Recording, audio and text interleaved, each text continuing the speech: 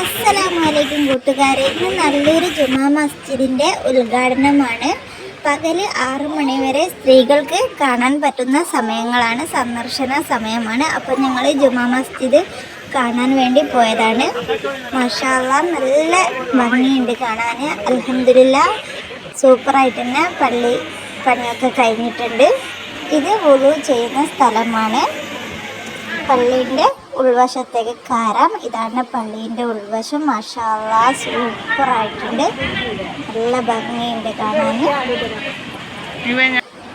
അൽഹംദുലില്ലാഹ്, ഇത് പള്ളിയുടെ മേൽഭാഗമാണ്.